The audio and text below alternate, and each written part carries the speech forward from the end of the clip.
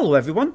To celebrate Cumbernauld 70th birthday, Cumbernauld Library, with the support of Scottish Book Trust's Live Literature Fund, has produced a podcast telling the stories of local people who have lived here.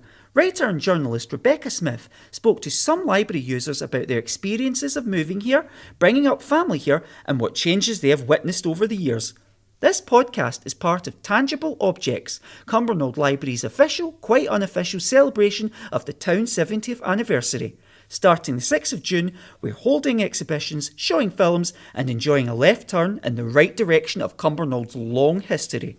Come join us as we take a trip down memory lane by way of Tay Walk and Central Way. Thank you for listening and enjoy the podcast. Well, my name is Helen Dahl. I live in Cumbernauld at the moment, and I first came to Cumbernauld in 1963. My husband got a job in Burroughs, which was the main employer in this part of the world. And I was a teacher, and we were both key workers, and we were very young. I was 23, my husband was 24. We were just decided when he got the job, and I was that we would just come to just get married because we were going to get a house, and that was all perfect.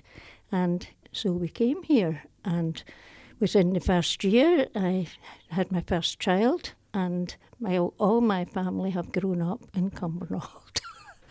It was mostly housing. I mean, I think it was only Kildrum, as far as I remember. It was only Kildrum that was the first place for the building to start.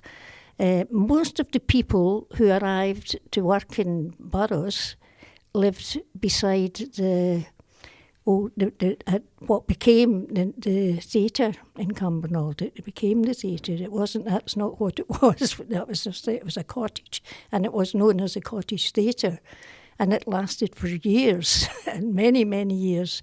And on the other side of the road, where they built the first school, there were houses on that side as well, but only a few. It was like a street of them from the first, what we now call the ring road. You know, both sides of that's where both sides of the first ring road were, and they weren't going back that far, so it was quite a small community, but it was so exciting, because the whole world seemed to be just in awe of this wonderful town that was going to be built with probably the first real indoor shopping centre that I'd ever come to. I'm not saying it would be the first in the world, but I think it was certainly it wasn't available in any other part of Scotland, as far as I know. It was being built up and up and up the way rather than across and it was just so amazing. I mean, we were in the news every day. The royals were coming to visit us. It was just amazing. I mean, I don't know how many times Princess Anne came. I think Princess Margaret came. And the Queen did come, but that was a bit later. But everybody was in awe of this amazing new town. And I remember having somebody sent to my mother-in-law, somebody from Detroit in America, sending a newspaper cutting of Cumbernauld because they knew that we lived there. It was absolutely amazing. We had, all these ramps that you see now, they were all called pramps. Everybody was having babies, and I think at one time we had the largest births in the whole of Scotland, and if not England, I can't remember whether it was Scotland or the whole of Britain, I'm not sure. But we had, at least on one occasion, the highest birth rate. So that put us in the news. As I say, the architects from all over the world were talking about it, and it was, It was amazing. It was wonderful, and it was unique at that time to have anything like that. Even every day when I was going to work, I didn't know what I was going to do. You know, I would go into a class to teach them, and it would maybe, we've got 7 pupils now. And then the next day you would go in and there would be a new batch of houses opened up, and you say, we've got X number of coming in, but you'll have 5 of them, of the pupils, so that'll be me up to 12, and and the schools just got every time a batch of houses opened up, the schools grew and grew and grew until they grew to so much that they had to build new ones, much more than they had expected to do. It was a wonderful start to my life, and all houses were rented. I think the first ones that they allowed people to buy was the ones that the architects had lived in, but they rented them because obviously they were only here temporarily anyway. So they were called the wooden houses. Everybody talks about Cumbernauld as the town with this and that, but that's actually, they're only seeing the town centre, and that is the problem. The town centre was unique, but it didn't work properly. I mean, even from the very beginning, it was. I mean, we had a lovely big hotel, and it only lasted about 6 years, and that was the beginning of it starting to show problems. Okay, I'm Eileen Cliff. I moved here in 1979 when I got married. Came from Glasgow West End, lived in a tenement. So to be able to move out here and buy a house as opposed to a flat, that was a big push to come here. My husband also worked in Bodybridge at the time, so it made sense to move out that way. I still worked in the city at the time. I was an underwriter in Glasgow, so for the first sort of 5 years I just commuted from a house to my job and home again.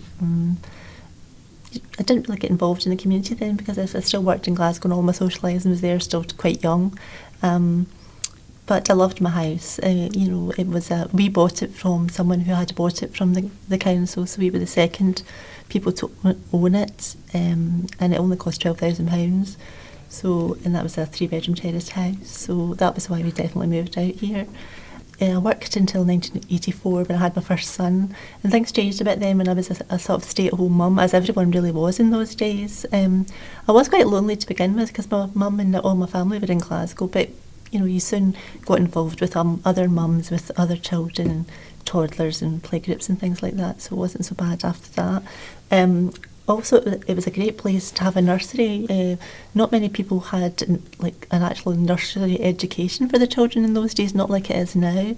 But Aberdeen Hill actually had 2 nurseries, so if you lived in Aberdeen Hill, you actually got a place for your children. So both my children had a half day, as it was then, in a nursery, which my friends' children who lived in different places didn't have a nursery for their children to go to. So that was another kind of benefit. We still live in Cumbernauld, but we've moved up to private housing at the other side of the 80, so it is very different there, but it is still very green. And particularly during lockdown COVID time, you do appreciate how many green spaces there are to walk to. I used to walk from Aberdeen Hill to the town centre. It was probably a good 30-40 minutes with the pram. But it was a nice walk, although very quiet sometimes, and even during the day it could be quite sort of maybe a little bit scary if you didn't meet anybody, or if you did meet somebody coming the other way and you didn't know them.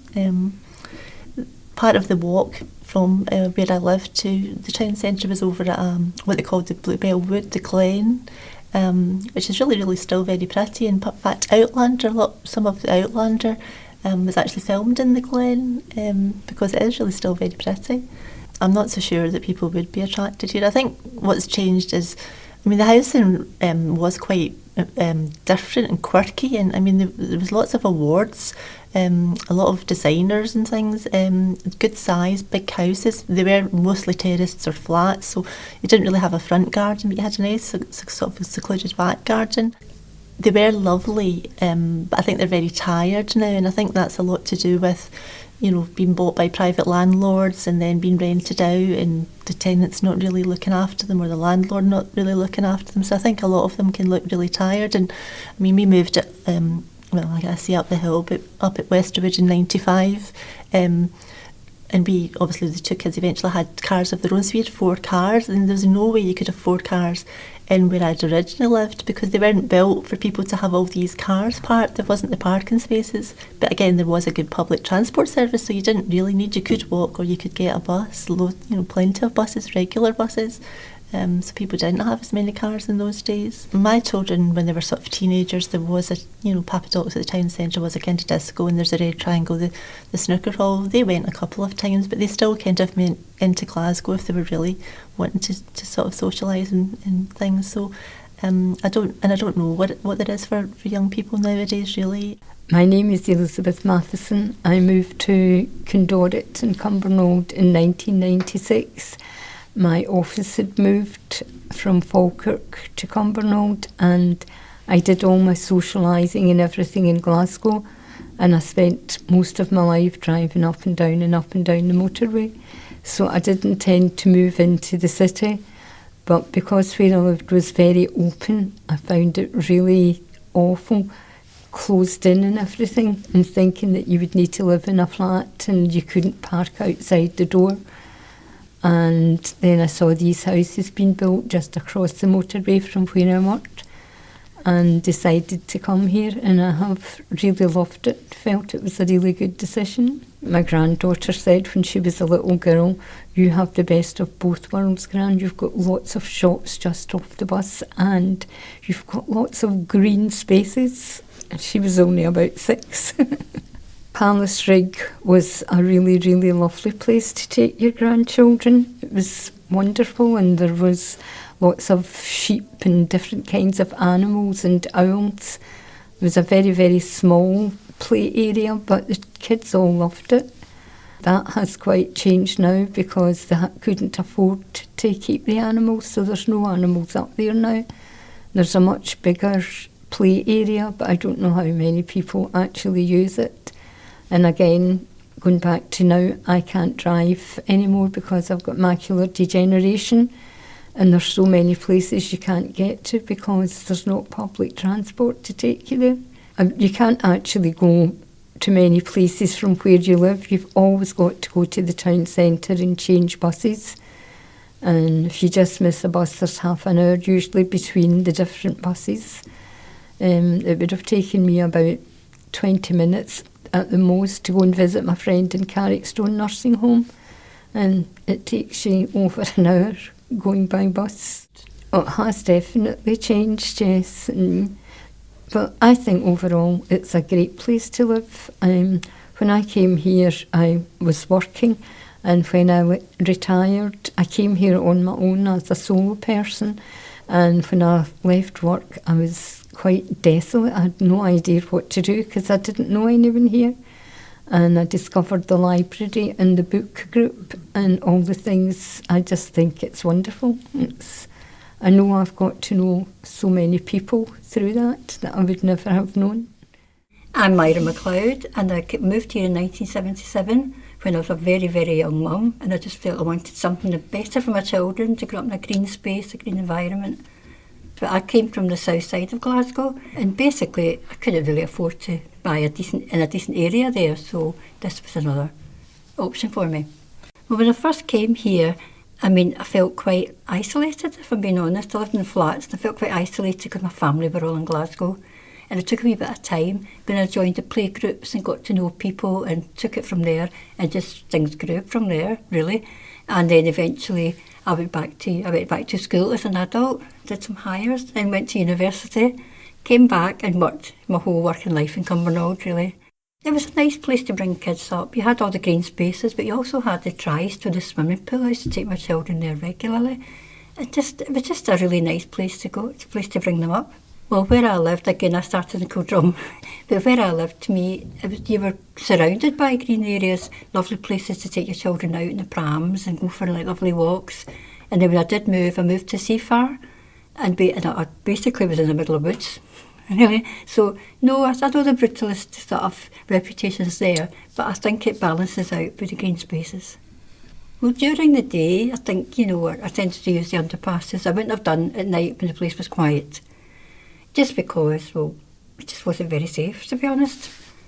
But I think the kind of idea of Cumbernauld was to make it a safe town, to make it a pedestrian town, to basically make it a family town. But the reality was that maybe didn't quite work. I would love the old town centre back. To be honest, it made the original one in the middle, which, though small, did have a good range of shops. But then they built the second part. I loved that part of the town centre, and it was always thriving and busy.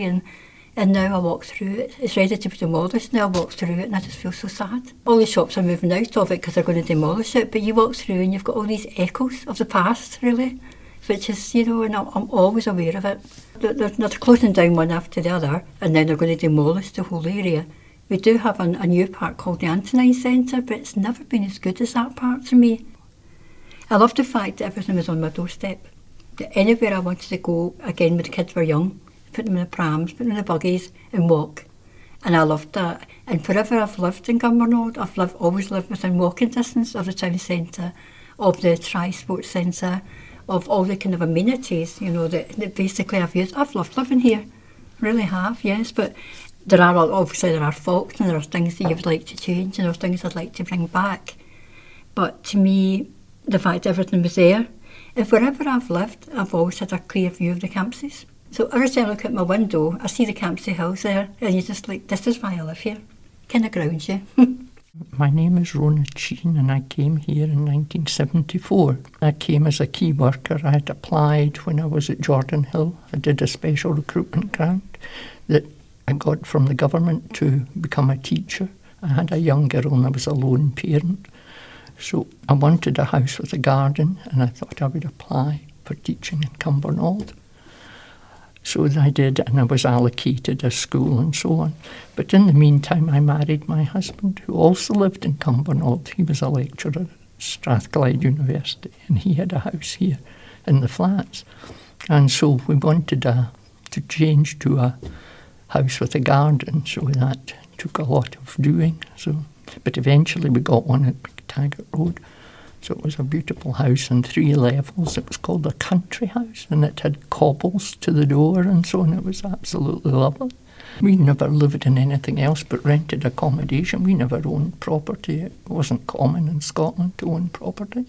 And so my husband didn't believe in owning property anyway. He was a very left-wing socialist. So he was more convinced about that than I was. But anyway, yes, so it wasn't anything unusual to have rented accommodation from a landlord. Well, most of it had been established. The hotel was still there. Wonderful walkways with the lovely coloured glass going down from the main town centre to the supermarket. Lovely play area for the children with little bikes and trikes that they could ride along.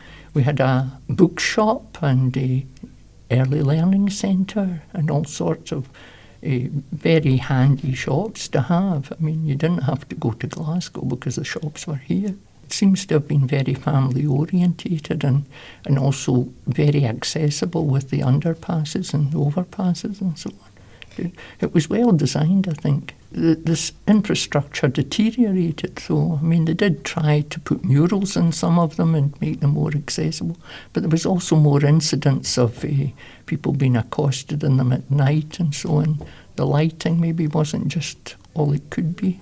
It changed dramatically when the CDC eventually gave it over to the council to run. I think that was probably a significant change, but I don't know.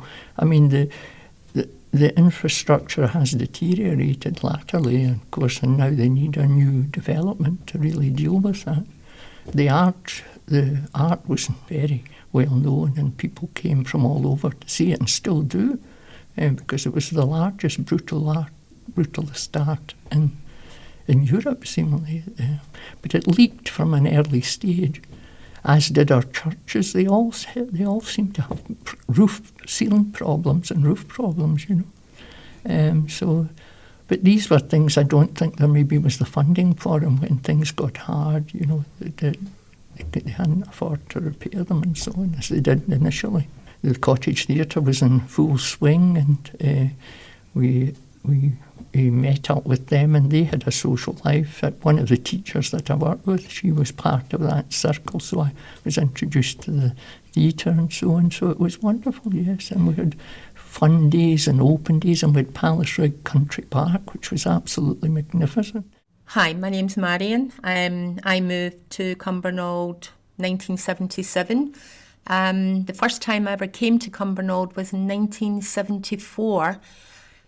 A boyfriend I'd met, he was a police cadet here and never heard of Cumbernauld. And when I asked him, where did you come from? And he said, Cumbernauld. And I said, where's that? And he said, it's a new town. I went, what's a new town?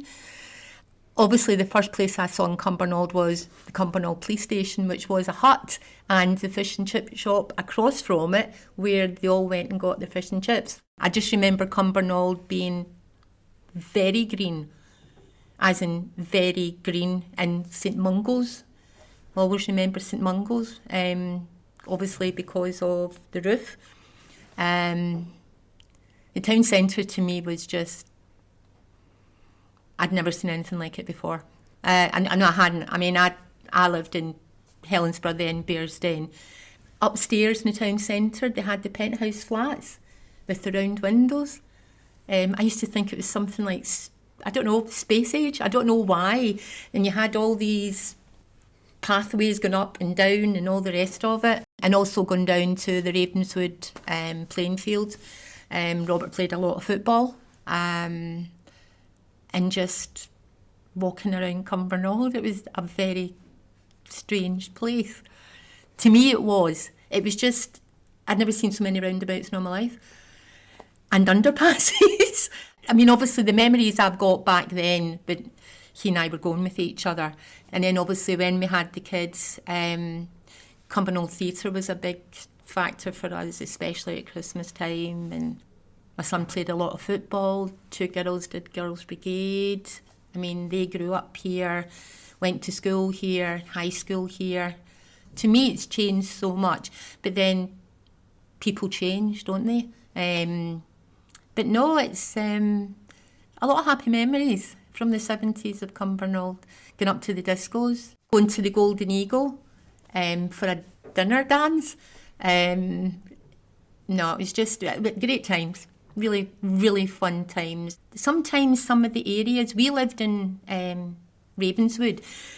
We actually had a police house in Greenfalls, and when my husband's father died, his mum wanted to move out the area, and she lived in Ravenswood in one of the patio bungalows, and she let us buy the house, and it was great. I mean, the kids, it was a great time.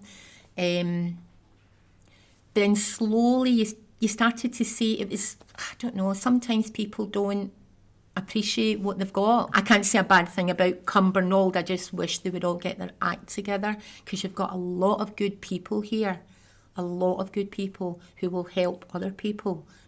And it's a shame that that side of Cumbernauld is not being brought out more. I mean, basically Cumbernauld is this town centre. And as we said, if that town centre hadn't been built, we would have just been another new town.